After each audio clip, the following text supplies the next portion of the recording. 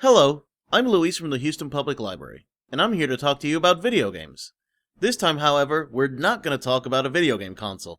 We're going to talk about one of the most successful games on the Nintendo 64 that wasn't made by Nintendo. A personal favorite of mine, Banjo-Kazooie. Now, Banjo-Kazooie has a long history with Nintendo. The game itself was released in June of 1998 by a British company called Rare.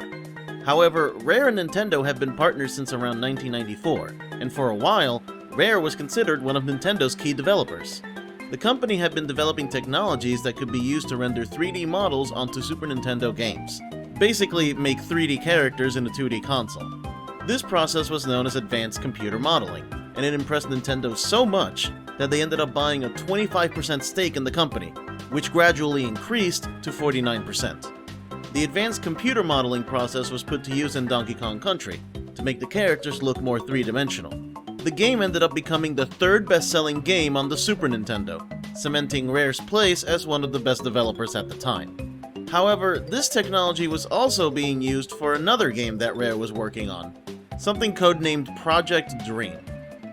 I know this sounds like it has nothing to do with Banjo-Kazooie, but just stick with me, you'll see. Project Dream started on the Super Nintendo, and it was planned to be an isometric role-playing game that was heavily inspired by fairy tales. The plot was going to revolve around a young boy named Edson trying to stop a band of pirates led by Captain Black-Eye. The game was in development long enough that development eventually moved over to the Nintendo 64. But as they continued to develop the game world, the fairy tale focus started to shift more into a pirate focus. The game became more about finding treasure, and Captain Black-Eye even got a larger role as development progressed. However, Edson was starting to become irrelevant, so his character was scrapped altogether and redesigned from the ground up. This led to Banjo, an anthropomorphic bear inspired by Walt Disney cartoons. A character design the developers loved so much that even after Project Dream was cancelled, Rare tried to make a different game with that character design. A 3D platformer that played a lot more like Donkey Kong Country if it was 3D. Heck, Banjo was even a playable character in Diddy Kong Racing, which came out a year before Banjo-Kazooie did, so that character design was around for a while. Development for this unnamed platformer didn't get very far. Some test levels were made to figure out how Banjo would play, which led to the creation of Kazooie, a bird in a backpack that would serve as Banjo's double jump.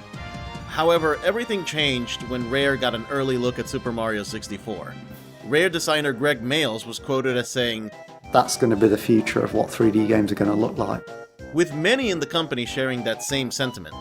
The game was reworked, made to look and play more like Super Mario 64.